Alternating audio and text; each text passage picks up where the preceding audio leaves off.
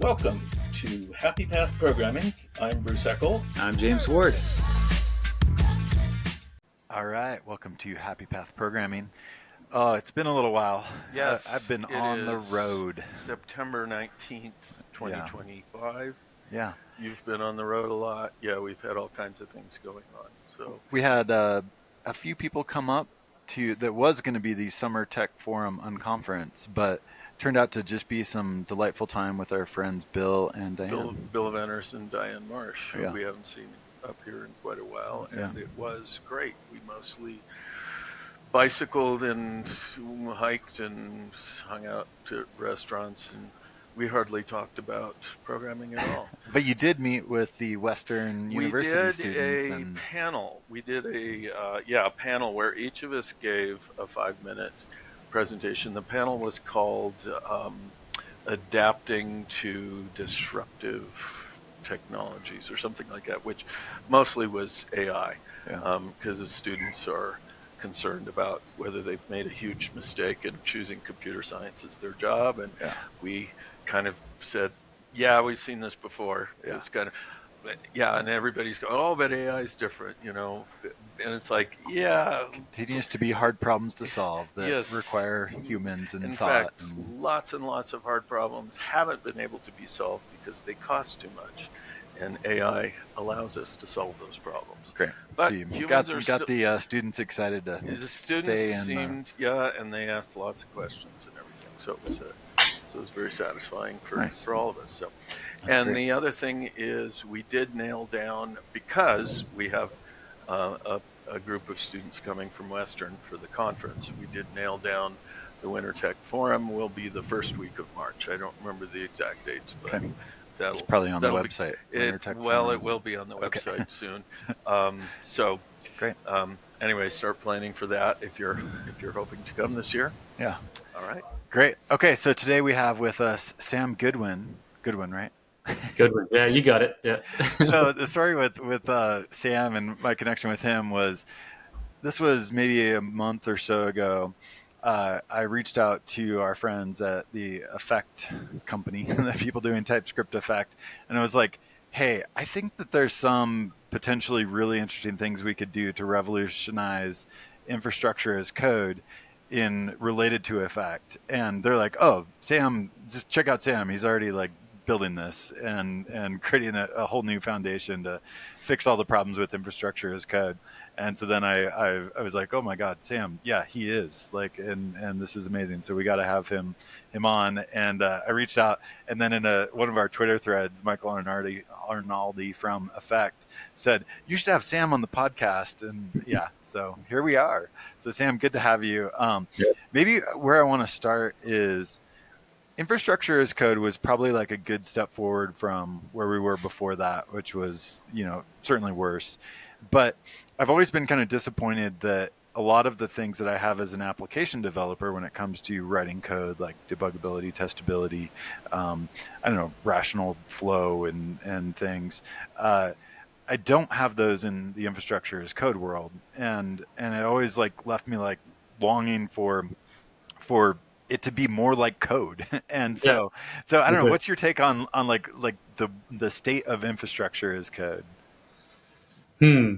Well, the way that I think about infrastructure code right now, it's just like a leaning tower of Pisa. Is sort of how I think about it. It's just so many layers on top of layers, right? So I like to point at the example of sort of the highest level infrastructure as code experience before Alchemy was SST, right? Yeah. And SST's SST.dev. So it's like a TypeScript framework for deploying AWS apps is what it is. But it's built on top of Pulumi, which is an infrastructure as code tool, which is actually generated from Terraform, which is the real infrastructure as code tool, which is a bunch of code written in Go. And it's this huge ecosystem. So you're up here working in TypeScript, and you have to understand all these interesting layers all the way to the bottom. And at the end of the day, it's really just calling a few APIs for you, right? Calls the APIs in the right order. That's what it's doing. And it's why can't I just do that myself, right? Like I understand that we needed to solve that problem. CloudFormation, Terraform, they came along and they said, look, yes, calling APIs yourself and managing the state is chaos. What we need is a more declarative system. That's a good idea, right? But having to do everything through these layers like CloudFormation or Terraform has just led to this complexity explosion. Yeah. And every time I like want abstraction on top of abstraction, where Yeah. underneath the covers, it's like state management and calling APIs, right? And like, why yeah, would I like to say so it just hard? when I was pitching it back in March, I would say just to call fetch. That's all it does is call fetch in the right order. That's all it does. And if you put it in those terms, you realize, oh wait, this is actually pretty simple. And another thing I'd say is it's very broad, but most people just need a very small subset of that breadth, right? Like how many people use every AWS service or the 1,000 Azure services? No, they got like a Lambda function, a table, and a database, right? Like there's a nice subset here that if you can nail down with what I like is like a handwritten experience, I think it ends up with being a lot better. So like Alchemy kind of started out of I tried everything, and I've always been obsessed with building a new abstraction on top, like adding another layer on top. And every time I would just get stuck with, oh, it's in some Go code, or no, it tries to serialize it. It does like so many different hacks that it does, and I just wanted the debuggability is like you would have to know where the problem was occurring in all these layers. Yeah, and you can't change any of it. Like you get what you want to change in Terraform. So submit an issue, wait 3 months. Then it gets merged. Wait more time for it to end up in Pulumi. It gets merged. Wait for SST to update their version of Pulumi. You know, like it gets crazy, right? Where those abstractions generally don't give you the escape hatches that you may need to like unravel the thing and then inject some other thing in, and it's just because we've built all these abstractions on top of abstractions, it becomes really hard to untangle them all. Which is expedient for experimentation and trying to figure out, oh, what should this thing look like, but maybe not for actual use. But it's just another example, I think, of where infrastructure as code isn't generally giving me the benefits of being in code. I don't think anybody's treated it as a first-class problem, like a first-class computer science problem, but I think that's what you're trying to do, right? Well, the thing to observe about infrastructure as code is it's declarative at the end of the day. Like, it works best when it's declarative. I kind of deviated from that with the first version of Alchemy. I was like, get out of my way, give me async functions, because every infrastructure as code tool has some wonky graph abstraction in order to be able to declare your infrastructure, analyze it, look at a plan, make a change, those kinds of things. You need this graph abstraction. And with that, you always end up with losing power. Now you're not actually in code anymore, right? Now you're in their abstraction. And that becomes limiting. So I threw all that away and I was like, look, it looks more like a durable workflow. Like a durable workflow is like a memoized bunch of function calls. So if you've already created the table, just skip it and give me the props. Or if the properties are changed, update it. You know, so you can just run that as a memoized function. So that's what Alchemy started as, right? It's like async await. It's just a script. You can await promise.all. You can loop over these things. You can build nested stuff, and like that power has proven to be. And you can just call like the base APIs on your infrastructure provider if you need to. I was experimenting with that in Alchemy. I'm like, okay, this thing doesn't exist in Alchemy at the time, but I know that there's an API to do this on AWS. And normally in most of the IAC platforms that I've used, that means like, oh, the escape hatch is pretty gross when you need to take it for how you actually just end up calling fetch, right, to that API. It's always gross, man. Like, so like, let's look at that. Terraform. Well, I've never gone down to that layer. That just seems like insane to me. I don't even like create a package, publish it, make it so it integrates into Terraform. That's complex. CDK, you got to define a Lambda function. So like, I have to deploy infrastructure so I can implement my own infrastructure. You know, like it's backwards, and that's very complicated, right? And then if you mess up, you're waiting like 2 hours, or if you forget to misconfigure it, so you go out and get a coffee and you don't make any progress, right? Oh, I've so been Or if there you go so with many times. It's yeah, so painful. or if you Yeah, go with another Balloon, place where IAC for me just totally fails is on yeah, the iteration loop. Like you're saying, it's like, oh my God, why do I have to wait hours just to get the error message? It's just yeah, I know. Yeah. painful. Why can't I control C and Yeah. kill it, and just stop it? When did you kind of come across the idea of using effects for to solve this problem? Yeah, well, effect is my new thing because uh, maybe like I've been watching it for a while, but maybe like a month or two ago, it clicked that it solved this age-old problem that I've been thinking about since probably 2019. I built a thing called Punch Card, Huh. which was again the same idea of merging infrastructure and runtime code. And the cool thing that it had was inferred IAM policies, Yeah. but they weren't really inferred. They were like hacked together. It wasn't very principled, right? But I moved on from that. I was like, no, this is a compiler problem. What I need to do is I need to statically analyze the code and see what resources you're interacting with, because the resources I call get item on a table. Well, I need get item permission to that table. Or if I write put item or put object, I need those permissions, right? So you can infer it from the code. So I have built a lot of hacky compiler I hacks can on see how top of you would get to TypeScript. like a compiler plugin to be able to do that analysis to then infer Yeah. IAM policies. And then the other problem is, so I inferred IAM policies. That was actually easier than the next problem, which is closure serialization, which is like, how do you extract the code that needs to go into the Lambda function and drop all the infrastructure code? Because that's heavy, right? Infrastructure code might blow your bundle up by like 50 megabytes. You need like 20 kilobyte script and you've got 50 megabytes, so you cold start. So I always thought about it through that way, and I've been thinking about that for a while. And then when I saw effect, I'm like, oh, requirements channel. The requirements channel, like it's an IAM policy is effectively a side effect.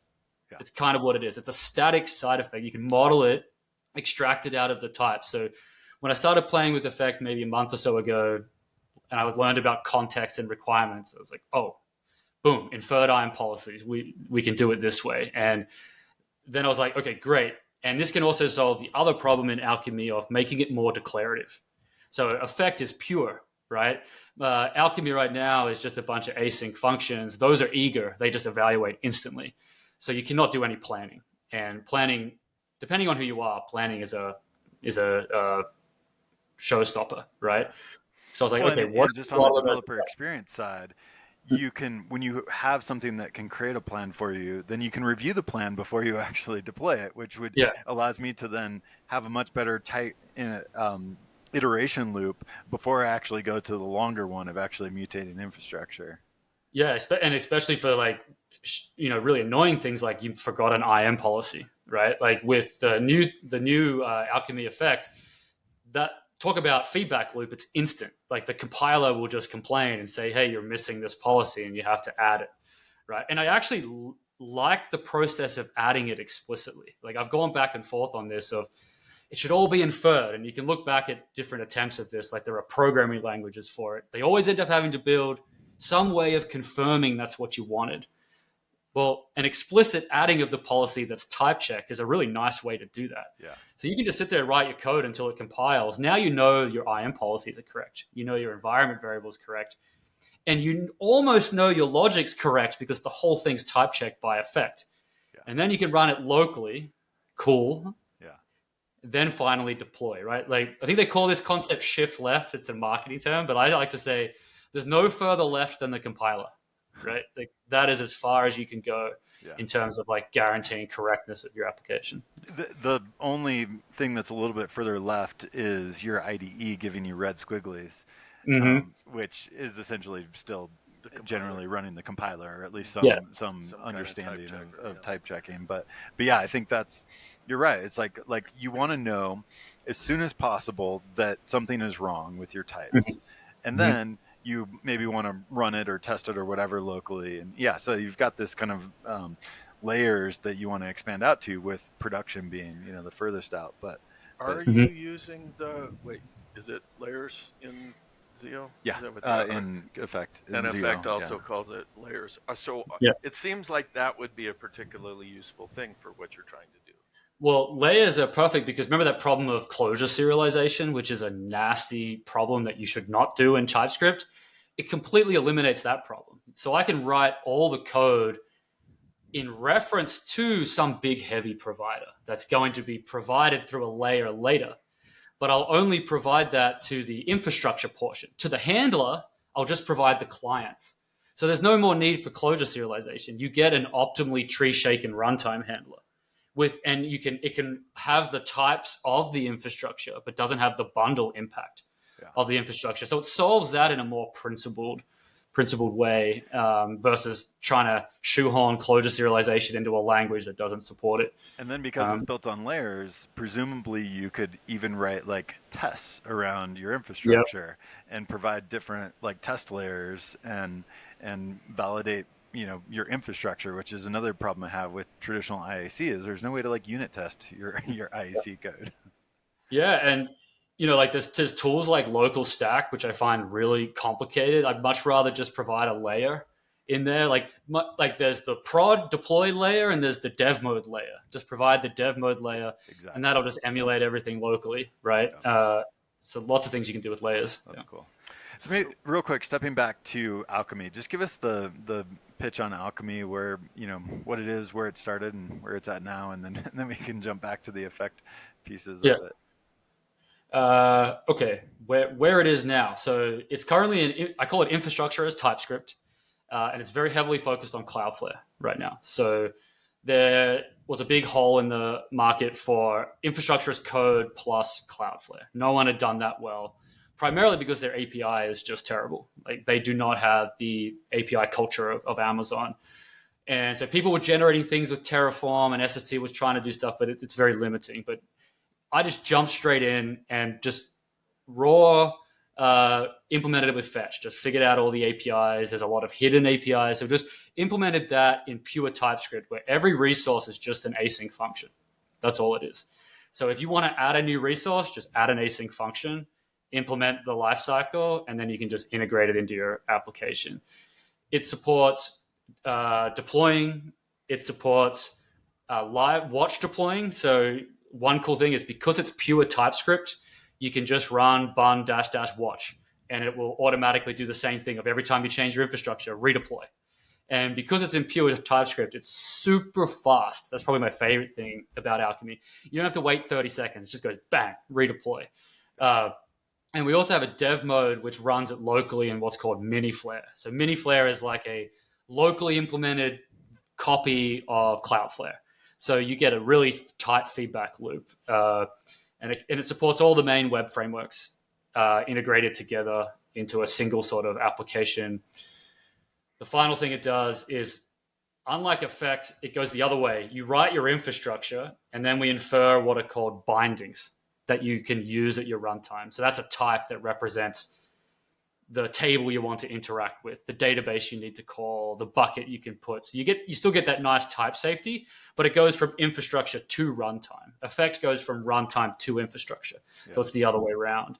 It's a really lightweight TypeScript framework, heavily focused on Cloudflare, with support for some other things like Stripe, PlanetScale, Neon, things like that. Yeah. AWS. I played with the AWS one. Yeah, there's some AWS stuff. It's definitely not good enough on AWS. We integrated with the Control API, which is effectively CloudFormation over API. It's very slow. It's imperfect. We've got some handwritten resources, and I'm also working on my own Effect client for the AWS SDK, where I have ideas to generate resources that are guaranteed to be correct through static checking of the Effect flow for the resources. Nice. So that's sort of where I'm going there. Yeah. So you started with Alchemy as infrastructure as TypeScript and much better developer experience, and you can use it bundling the infrastructure as code and your actual application code, and you get some benefits. And was that the bindings that you mentioned, or? Yeah, it's a type only link, right? So like you don't import the infrastructure into your runtime. You just import the types. So you can say the type of this worker's environment, and then you use that in the worker, and that's basically all the you don't have to instantiate clients in Cloudflare. You just get a thing called bindings. You go env dot, and then they're all there, and you can interact with them. So that's a nice little experience. But it's suboptimal compared to effect because it goes the wrong way round. So if you don't use a binding, you'll still have it there. And with effect, I can guarantee minimal. Like it's exactly what you need, no more, no less, which I think is important. So Alchemy's out there and people are using it, and it's good developer experience and much better than what we have in infrastructure as code elsewhere. But then let's move on to the effect part where I started interacting with you around the ideas of doing some of the stuff with effects, and we called it infrastructure as effects, which I think you coined that term. That's a good term. I'm taking that, man. that's a good one. I like it. IAE. It's so good. Yeah. Yeah. Yeah. So you with Alchemy and effect, so there's the core Alchemy module, but then there's the Alchemy, like a more effect-oriented module or something like that. How's that work? Yeah, good question. Right now, the focus on is our proof of concept of that. Like, does it work? I'm taking some lessons of things that went wrong in the core of Alchemy. Like is this different a total ways. like rewrite of Alchemy, really like centric to effects, or it is right now. So it's very focused on AWS, and it is a total rewrite at the moment. I do think there's a story to integrate. Like I don't want to. We're not going to throw it all away. I also need to test this concept. Like effect is also, a subset of the JavaScript community, right? So there's certain risks that come with that. But right now, it's a total rewrite of what if I reimagined infrastructure as a code again from the perspective of effects. Like drop all the async stuff and just go straight for pure effect.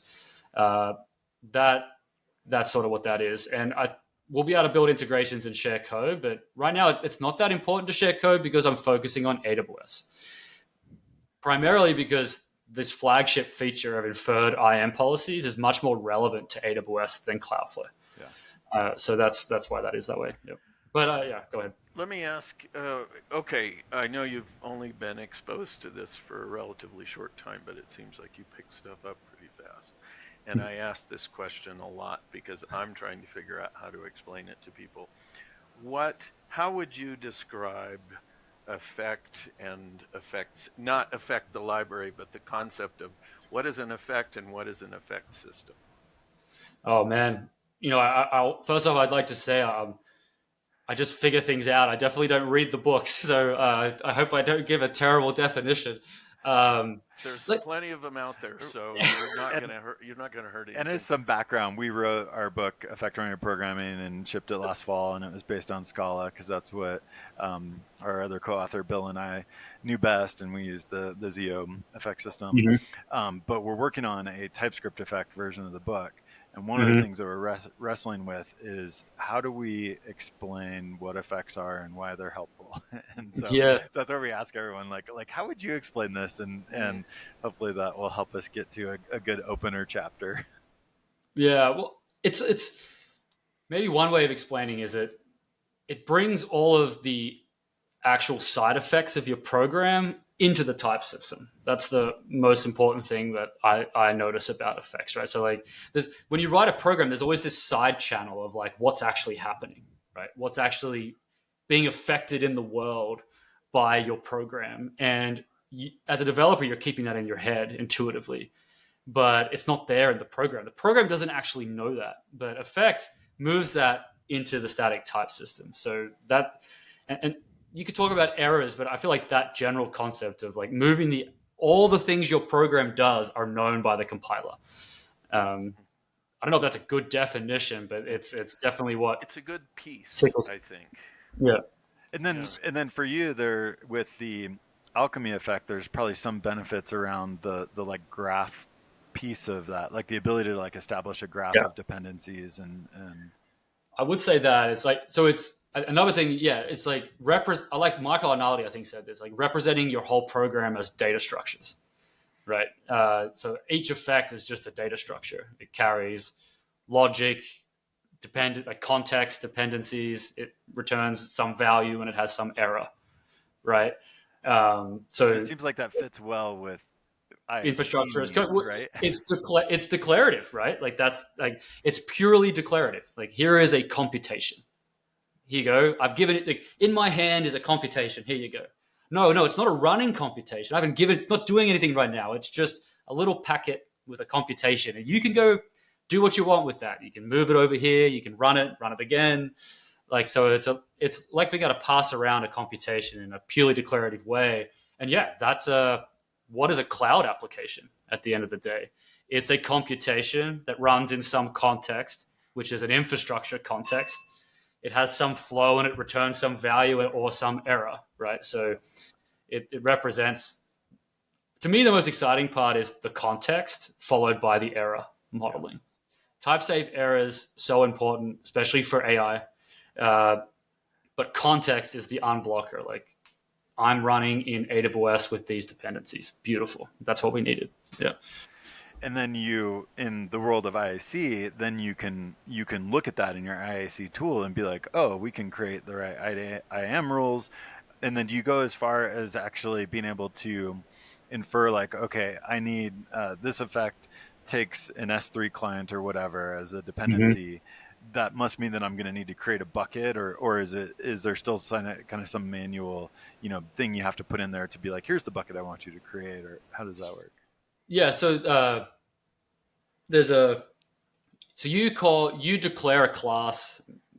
Maybe I should share my screen. Maybe you want to try sharing the screen here? Would that help? Yeah. Or, yeah. We can try it. If it doesn't work, For those just listening, we'll try to explain what's happening, but we now have the ability to share screens, and this will be on YouTube, so people can watch. Oh, yeah, it needs to be much bigger. Yeah, I'll zoom in 1 second. You tell me when it's enough. How about? I'll get rid of that. And if you get rid of the sidebar, yeah, make it a little bigger, please. A little bigger. Yeah. All right. Is that okay? Yep, I think that looks good. Okay, so some effect code. We see some things that well, I guess tags, but those aren't the effect tags. These are different tags. Yeah, so these tags, so you define you say I have a resource, right? So my application has a Lambda function, right? And it's got a name. So you can define this, and now you can refer to this anywhere that you want to, for example, call this function, or refer to a Lambda function, you mean AWS Lambda? Yep. So these model the resources specifically. So there is an idea we could get to, which would be, cloud agnostic modeling. I'm less bullish on that because you actually want the uniqueness of the cloud rather than a general cloud. But we could do an effect platform, cloud platform. There's definitely an idea there that could be pursued. But yeah, so then you define your business logic. So I like to think of a cloud application has what? It has resource declaration. So these are the resources that are part of my application. Then there's business logic independent, or business logic defined in context of those resources. So you can see an example here is I'm calling q.send, right? So I have another resource called messages, which is an SQS queue.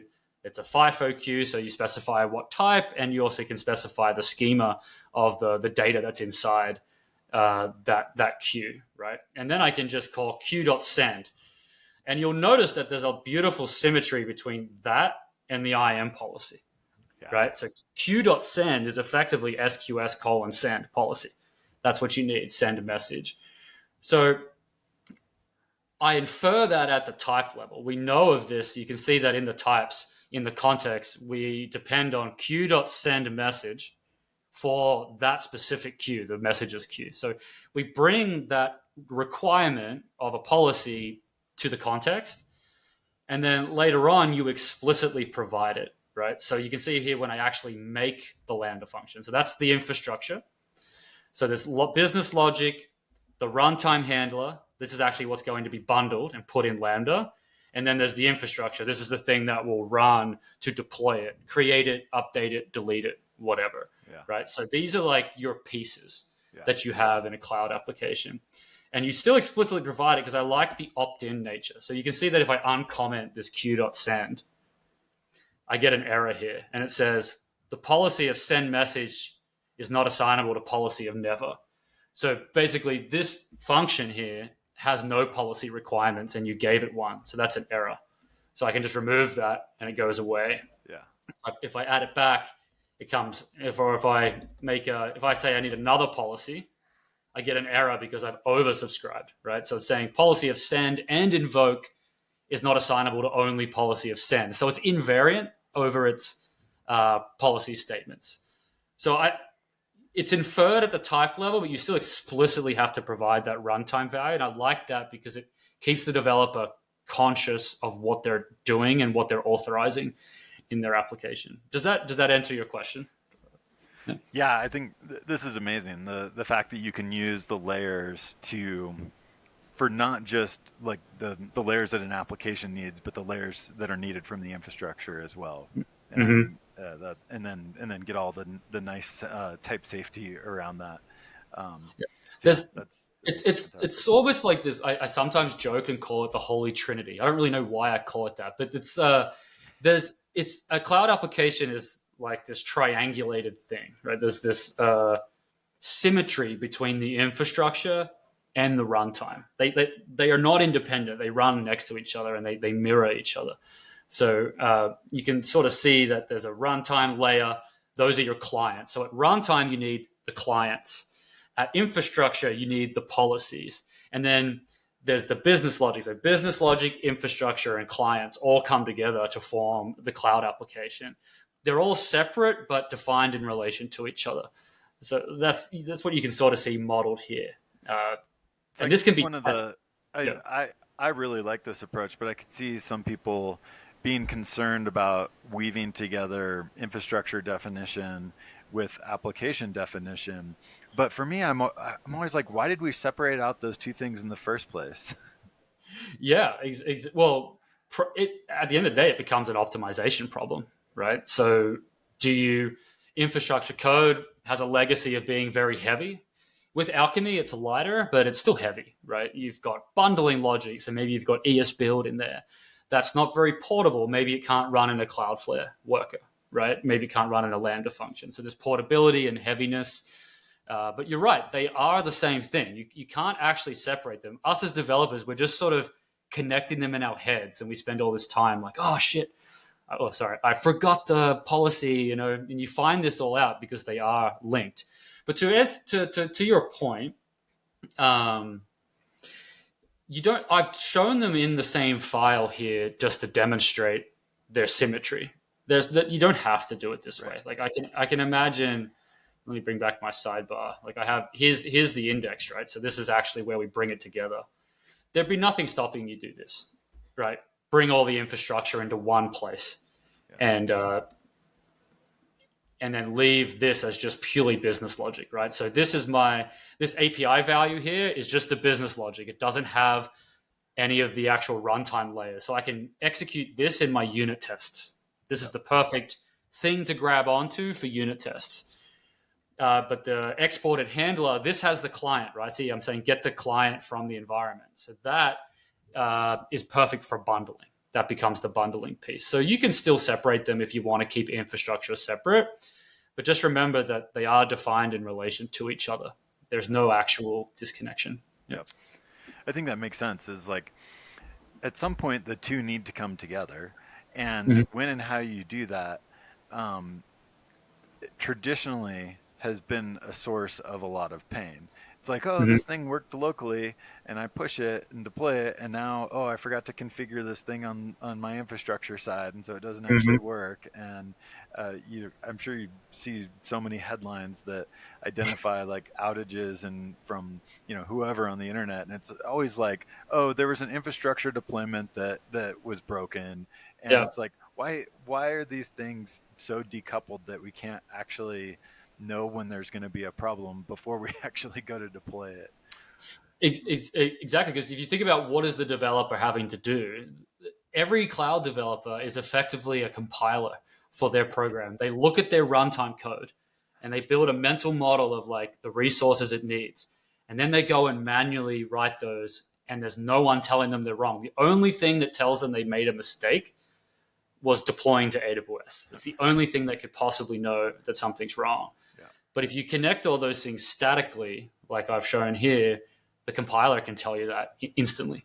I guess that's a good metaphor for it, is that We essentially do dynamic binding to our infrastructure today is the predominant way that we handle that. And what Yeah. you're saying is we can actually get to a static binding between our application code and our infrastructure in a way that allows us to verify before we deploy that Hmm. the right things are going to be there because it's statically verified. It always That's right. seems like it comes down to this problem of, oh, we'll solve this little problem deploying an application, and we can hold that in our head. And then things start scaling up, and we're still trying to hold that stuff. It's almost like assembly language programming. It's like, oh yeah, we Hmm. can do this. And then eventually you need a compiler, Hmm. and the tooling is what we need to be able to continue to um, increase scale on these Hmm. kinds of projects. Yeah, and people are that idea of, look, this is a compiler problem has been around for a while. Like, for example, there was a programming language called Winglang that attempted it. Right, it looks very similar to TypeScript, but they had a concept called pre-flight and in-flight, and that was a model of this: in-flight is code that runs in the Lambda function. Pre-flight is code that runs in the infrastructure time. Very similar to like a Scala macro or a C preprocessor, or what's the other one? Scala has similar things like the implicits, right? Very similar to Scala implicits, but every time you do that, you run up against the wall of most people don't want a new language. We have an amazing language. At least I'm obsessed with TypeScript. I used to be obsessed with Scala. Scala 2, I never didn't stick around long enough for 3. How can we do this in the language in a principled way? And the last missing piece, for me at least, was effect. Was how do I capture dependencies between runtime code and infrastructure statically? Yeah. And that is what an effect enables. And not to mention all the amazing benefits that effect has elsewise, right? Like, I can't wait to build stream processors and SQS queue handlers with like amazing declarative retries and type checking of all the errors. Like, oh my god, there's so many And other benefits. configuration. I think you're going Yeah. to be able to get to the place where configuration, when you want to like, okay, this thing calls this thing, but I've got to have like the ARN or Yeah. the domain name, the URL to this thing. Yeah. Like that is a source of a lot of production issues today, and essentially you could statically then even wire configuration across these different services as well. Well, that's like, I didn't really point that out, but that was already in that example. Oh, So like nice. you saw at the end when I basically created the Lambda function infrastructure, I added in, that wasn't just the policy. It's calling it policy might be the wrong word. It's actually a binding. So that includes permissions and environment variables, Nice. two things together. Yeah, that's awesome. So that queue, that if I call queue.send, it knows how to look that up in the environment by its ID, which is the benefit of the tag. Like, I used to really not like tags, and then I figured out, oh, it's just it literally is a tag. It's a reference, right? So I have a queue. It has a logical name. If I need to look it up in infrastructure or runtime, I have this stable reference for it. So Tag is that's just like already a in there. handle. It's like a handle that you can Handle. pass Yeah, around and that's use right. to connect from one thing to another. But without bringing baggage. That's the other thing. So it's a handle. Like, so if I was to give you a resource instead of a handle, you're bringing all the create, update, delete logic that you don't need in your runtime. You just need to know its name. So what tags are good for is that decoupling. It's like a reference, and then there's a mapping between it and some other value where you need in some other context. That decoupling is the closure serialization problem that we were trying to figure out before. We don't need to do that. We can just decouple with sound, principled engineering practices and conventions. Yeah. Nice. This is awesome. Yeah. Okay. So I've struggled with tags also because I've tried to drill in and see how they implemented them, Mm-hmm. and it seems like it's a solution to the structural typing problem. So you need to have an actual name, The nominal solid type name. identifier for a thing rather than just, oh yeah, it's the same shape, so it's good enough. Is that your perspective, or do you see it in another way? I I think it is that it's basically the tag is the nominal type, I guess you could say, right? So yes, we have structure. We emulate nominal typing with discriminative fields on a structural type, right? So it does model nominal types because you want to basically say it's a unique thing, and then that handle maps onto something else. So I would agree that the tag is the nominal part of the type. Okay. That's the conclusion, but I just thought maybe you had some other insights that maybe Well, I the reason why they export the class, like I start to do this a lot too, is you also want to prioritize user provided names in your. So the string is not enough because you end up with this insane structural type and nothing makes sense anymore. When you extend the class, so it's called a mixin, you create the class programmatically. Now, that's why you saw lambda.invoke function, and it's the name of the class the user provided. They know what this means in their head. So that's another benefit of, that's why it's not just const. The reason it's class is to give friendly names, or at least that's what I like about it. Yeah. Nice. This is, I think a glimpse of the future. And I think what you mentioned with like Wing and some others is there's been some attempts, but for me, what makes this totally viable is the fact that it's built on TypeScript. Like you didn't have to go invent a whole new programming language to get there. And then it's built on effects, which are able to model the dependencies, model the not just the inner application dependencies, but the dependencies to the infrastructure as well. And then being able to create all the like plumbing that's in the middle of those things, whether it's configuration or IAM policies, or I'm sure you'll get to VPCs if you haven't already. And so all those pieces that need to come together. But one of the things that I wonder about is there's a lot of different ways, like on AWS, that you can run your stuff. And how explicit should we be in our IAC or in Alchemy Effect about the actual runtime that this thing runs on? Like where should that go? So as an example, like with a Lambda, you could specify like memory, how much memory the Lambda is going to get, or what instance type it runs on, or some of those more operational pieces.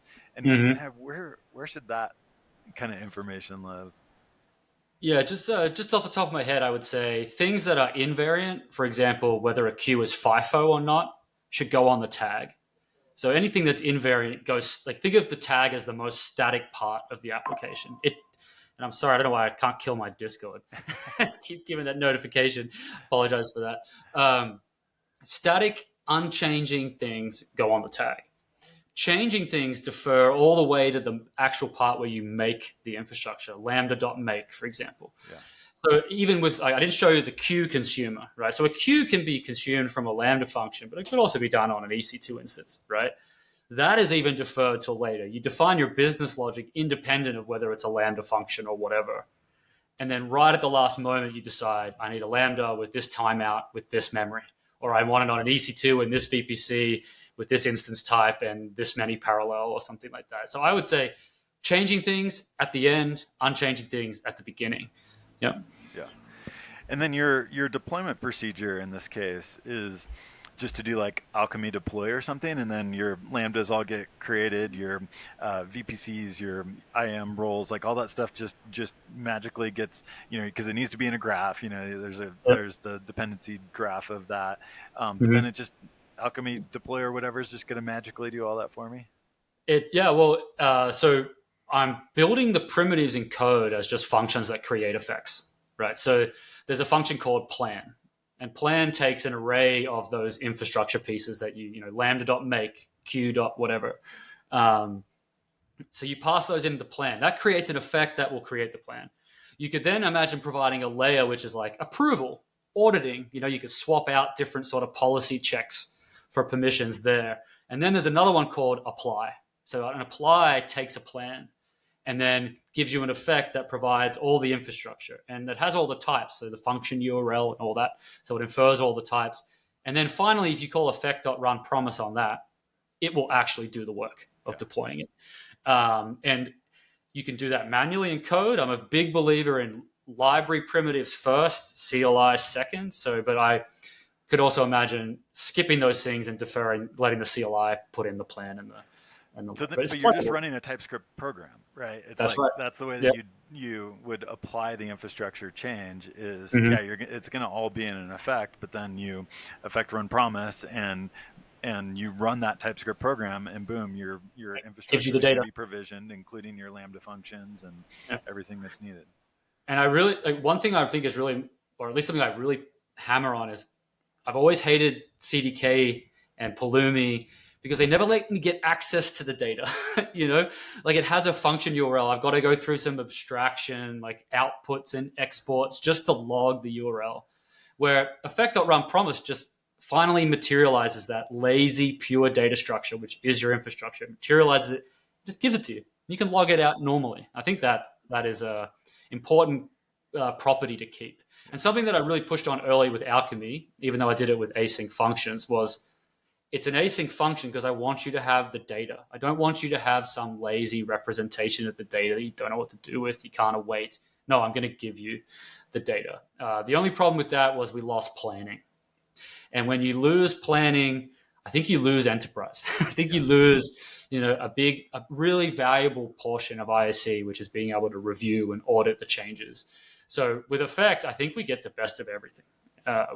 We get the laziness. We also can get the data, and we get primitives that are in pure TypeScript that don't bring any baggage along with them. So nice. And then on the CI/CD side, the story is the same. I don't have to have like something weird or different to support CI/CD. I just take that TypeScript program and I run it in my CI/CD, and boom, I've got my deployment of infrastructure and all of infrastructure, the application and the provision, the infrastructure that needs to be provisioned.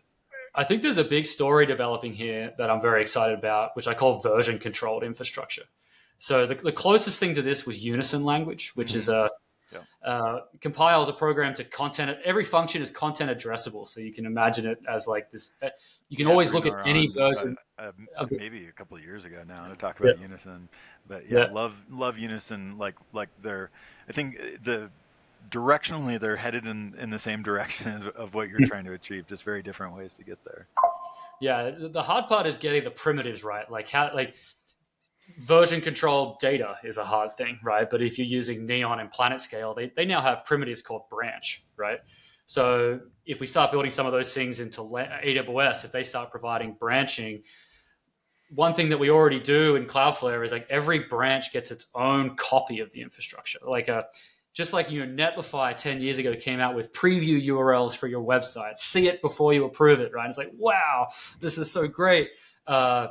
I want that for infrastructure and data. Let's just go all the way. And I should always be able to go back and look at the state of the data and the application as of that deployment. So I think that's related to a commit ID. So that was one of the things that Heroku was I think novel at that time was you should never deploy anything that isn't associated with a commit, because you want to know exactly what the state of your source code was in correlated to the thing in production.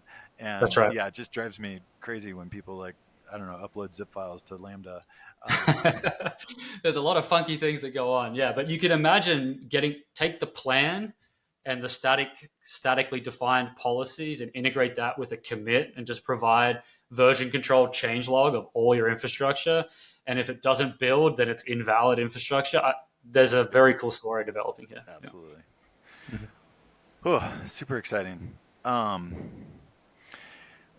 else? You've gone through a lot. Here's a side question. So you're doing this on your own?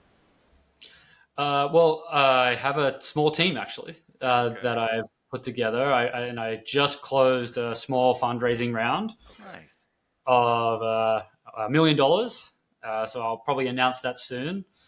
It's That's good. Well, I look around and I see AI apps raising like 40 million to do some. I feel, but hey, I'm very grateful. It's great. It allows me to focus on this problem for a few more years, and I think as we develop this out in a few months, this will be working, and I think we'll have people playing with it. Version will be working. Yeah, I hope so. I'm very interested to see what people think about the effect thing. At one side I'm nervous, on the other side I'm like, this is what was required to do this. Like, this idea of infrastructure from code has been around a while, and it's kind of always failed. And I think the big reason is people are like, I don't want to change everything I'm doing just to adapt to your infrastructure, right? Like, there's not a big enough reason to go rework your brain to think in terms of these frameworks. But now Effect has broken that inertia. They had a good enough, compelling reason to rethink how we build stuff. That wasn't just syntactic, right? It's semantic. It's real tangible benefits. So with that, piggybacking, I think infrastructure from code, but I think infrastructure as effect, way better name, infrastructure as effect, can finally happen, right? I think there's a new way of coming. My concern has been, well, in going from Scala to TypeScript is, and as I have dug into TypeScript, is that I feel like, yes, there's a vast number of JavaScript and not as many TypeScript programmers, but still a vast number. And yet, it's almost like the early days of C++ when people are programming in C instead of C++, which is, that was the attraction, how you could get people in. And yet, when you start digging into the more sophisticated or odd features of TypeScript, Mhm. I feel like most people don't have, this tiny fraction of people really understand the depths of TypeScript. Yeah. So my concern is that Effect uses these things. It seems like it uses the whole language on all the little Definitely bits and does. pieces. Yeah. And I'm just wondering how many people are going to be able to truly grok that. Yeah. When, Well, I agree. It takes a top tier TypeScript developer to build Effect. yes. But if you look back at the thing, for example, the class, like this little thing of a mixin class that they're using, that's a subtle little detail to cater to non-TypeScript developers, because it reduces this big complex type to a name, and people know type names. So I think there's an art here, and I think Effect is doing well, and will continue to do better. And it's something I'm focusing on a lot. Is yes, use the language to solve these problems, but you provide a nice experience to the user. They get to float on top, and just they replace await with yield star, and the rest just flows, right? Or at least I hope that is what we get to. So I agree, but I also would say not that AI is going to take over or anything like that. But for AI programming, Effect has real benefits, right? Declarative errors, static errors, and declarative retries. So easy for AI to generate. How many times has AI generated a retry back off for me? And this is gnarly, right? So there's also an argument to be said of more AI generation helping with using these tools. But yeah, Well, I think they're I going think to. one thing we haven't seen on that yet, but will, is when we have MCP servers. And I know there's now the MCP server for Effect, which I've tried and it's pretty helpful. But I think it can even go a layer further, where it would have knowledge of the layers of the air types of all this kind of stuff, and even hooks into the compiler that would allow the AI to actually have much better knowledge of the types and the structures and everything that's being written, and be able to provide even better code assistance than what it does today. Well, and I also think as we get to the point where we can develop custom LLMs that are small and focused and can run locally, they'll be able to be much more helpful in explaining some of these, generating the things, but then also explaining what's going on, so that people can understand it that way. That's so on the MCP server side, Scala has actually been one of the places that's been pushing this like deep integration between the Scala MCP server and the compiler, and so that then the MCP server can essentially be like hooked into phases of the compiler, which then can allow the AI that's using that MCP server to get better error message or better error messages earlier, like Yeah. ASTs. Like, why not give the AI the like AST of something? So yeah, I think there's a lot of innovation that'll happen that Effect and TypeScript have a lot of opportunity around. I think even TypeScript announced that part of their move to Go was so that they could do more static analysis for AI. That was in one of their blogs, and I think one thing we'll see as well, or we're already starting to see, is building linters for AI. Right. So with TypeScript moving to Go, there's already an ESLint port in Go. And the reason why that's important is because you can use the type system for your linters, not just syntactic linting, it's type system linting. And you also have the Effect language service plugin, which does work to clean up some of the error reporting to make that a little bit more digestible for people. So you'll just see, I think, AI, I view it, it's like a train. It needs to be put on a rail, and those rails are the type system and linters, right? And that information, that keeps it on a rail, and it also can provide information to help debug. So that can help answer the, how do people who are less experienced work with the tools? But I still also think designing the TypeScript framework developer must keep this in mind and make sure that all their errors and all their types actually export in clean ways, not here's a crazy 45 different definitions of the structural type, right? Most people just glaze over that. So and you'll notice like my policy error messages, for example, almost look exactly what CloudFormation would tell you. Lambda dot invoke function of this is not assigned. That's pretty normal. That doesn't look too crazy. And or at least to me. you can get those at essentially compile time instead of waiting a few hours to get your cursor can see it now. I don't have to build an MCP. Cursor can see it already. And presumably we'll be able to move from not assignable to something more meaningful. Right. Yeah. Hey, you forgot this policy. You're missing this policy, that right? Would be much, because not assignable to, I'm going to have to go through. Oh, what is it? Oh, how do I fix this? Yeah. I don't know actually what the problem is. Yeah, I think Effect also offered something like that. They're doing something for the errors already. They're cleaning up the error messages. And Michael and Ali said something like, "Oh, we could maybe do something for the policies as well." So I don't know what that looks like, but I can imagine grab those types, reframe it into you're missing this policy. Did you forget lambda.invoke function? Because I think Zio does that a lot. It was Kit that is now at Effect who added a lot of the really nice error messages. Right, yeah, because it's like rather than going, I couldn't do this, it's like, here's what's wrong. That's way better. So we'll probably see that. So it's good. We need to interview Kit. We'll have him. We had him on once, I think. But we need to have him on now. That was a while ago, and I want to know his perspective on A, Effect, and B, just TypeScript. And anyway, a bunch of you'll have interesting. Kit's videos are amazing. I've been following. Oh yeah. So it's like, I've never seen this approach before. Yeah. So good. All right, Sam. Well, thank you so much for Alchemy and all you're doing there. I think it's really helping the world move forward into a much better place and hopefully alleviating all of my issues with IEC. So make the pain stop. Thanks for having me on, guys. Just groan and beat his head against things for hours. Anytime I have to go into IEC land, it's just like going into the pain cave. Oh yeah, it hurts. It hurts, and I don't want it to hurt anymore. So, yay, Alchemy in Effect. I think it'll get to a place where it doesn't hurt anymore.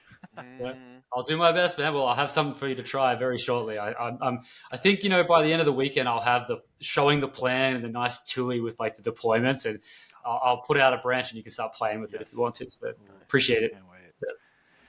All right. Well, thank you. Thanks, guys. Thanks for having me on. See you guys later.